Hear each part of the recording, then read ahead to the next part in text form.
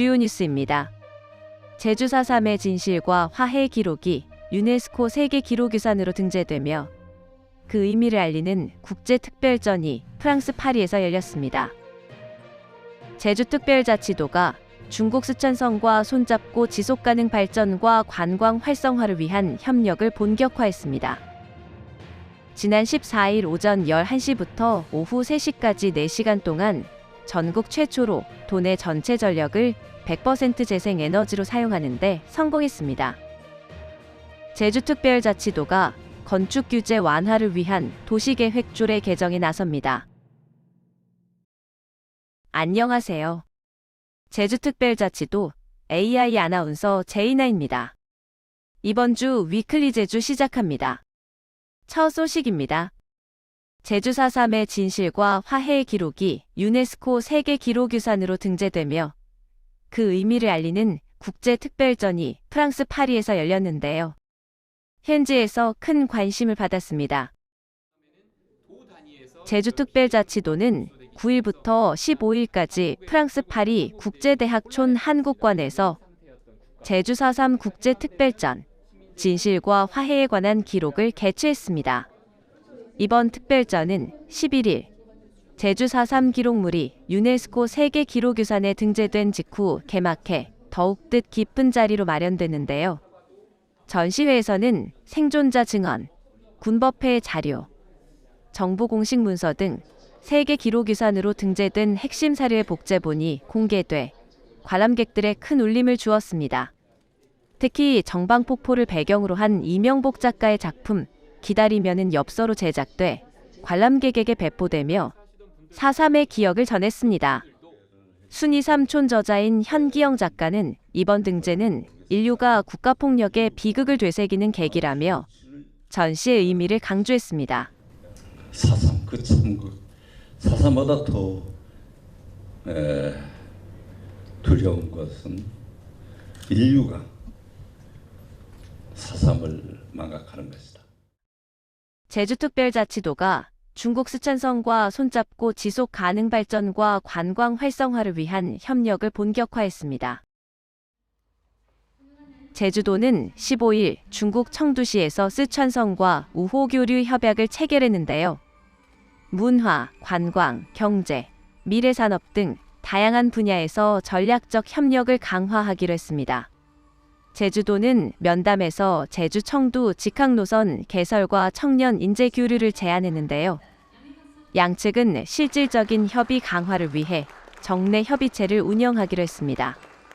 이번 협약을 통해 스촨성과의 문화예술 공동 프로젝트, 청소년 교류 프로그램, 디지털 농업, 스마트 관광 등을 단계적으로 확대해 친환경 생태 도시로서의 공동 브랜드 가치도 높여갈 방침입니다. 제주특별자치도가 세계유산도시 중국 러산시와 손잡고 자연과 문화를 연계한 국제관광협력에 나섰습니다. 제주도 세계유산본부는 15일 중국 스촨성 러산시 어메이산 풍경명승구관리위원회와 세계유산 보호 및 관광교류 활성화를 위한 친선 결연을 체결했습니다. 협정식 전 어메이산과 러산대부를 방문하고 러산시장과 면담을 통해 문화, 자연유산 협력 방안을 논의했는데요.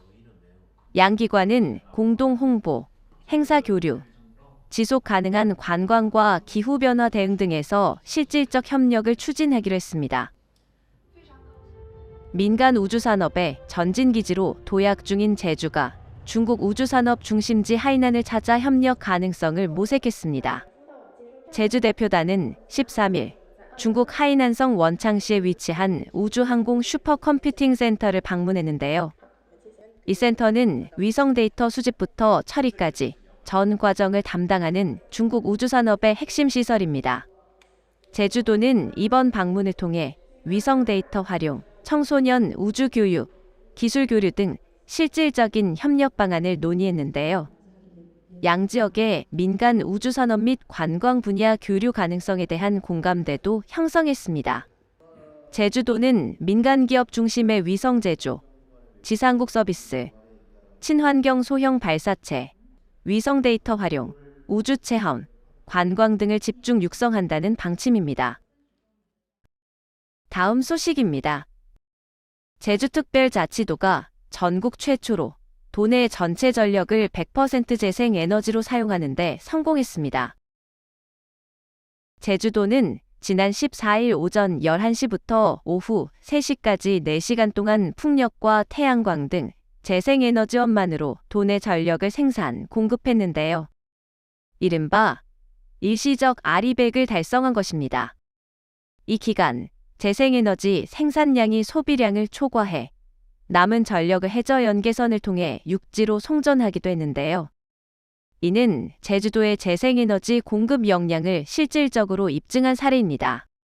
도는 앞으로 에너지 저장장치 확충 등 설비 개선을 통해 재생에너지 수용 능력을 지속 확대할 방침입니다. 이번 성과는 에너지 대전환을 추진하는 제주의 방향이 옳다는 것을 입증했을 뿐만 아니라 제주가 아리백 실현을 위한 실증 무대로 자리매김할 수 있는 가능성을 보여준 상징적인 이정표였습니다. 지속적인 설비 확충과 효율적인 개통 운영을 통해 재생에너지 중심의 분산형 에너지 체계를 확립해 나가겠습니다. 제주특별자치도가 건축 규제 완화를 위한 도시계획조례 개정에 나섭니다. 이번 개정안은 도민과 기업의 애로 해소와 지역경제 활성화를 목표로 제2종 일반 주거지역의 건축물 층수를 기존 15층에서 25층까지 높이는 등 13개 분야 규제 완화 내용을 담고 있습니다. 제1종 일반 주거지역은 5층에서 7층, 임대주택은 10층까지 허용되며 주거지역 내 농수산물 직판장과 스마트팜도 가능해집니다. 상업지역의 주상복합 건물은 주거 비율을 90%까지 확대하고 자연 녹지지역 음식점 면적 제한은 폐지됩니다. 경관지구, 고도지구, 자연 녹지지역 등도 규제가 완화되며 주택건설사업 심의 기준도 완화됩니다. 제주도는 이번 개정안을 4월 18일부터 입법예고하고 도민 의견 수렴과 심의 절차를 거쳐 하반기부터 시행할 계획입니다.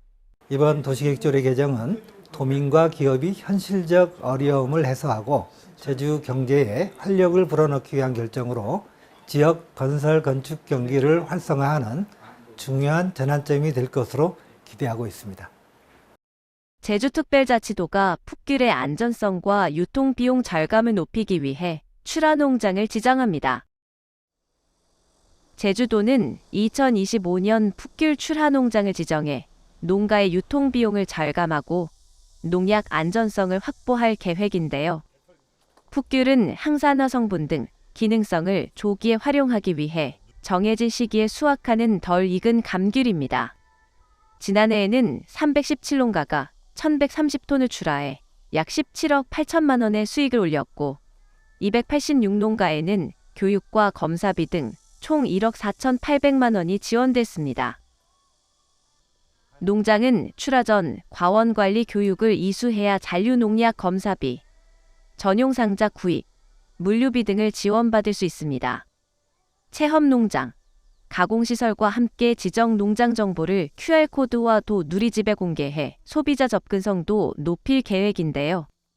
출하 지원 신청은 5월 9일까지 읍면동 주민센터에서 가능합니다. 제주특별자치도가 착한 가격 업소 지원을 대폭 확대하고 상반기 신규 업소 모집에 나섰습니다. 제주도는 오는 5월 16일까지 도내 음식점, 이용, 미용업, 세탁업 등 개인 서비스 업소를 대상으로 착한 가격 업소를 모집하는데요.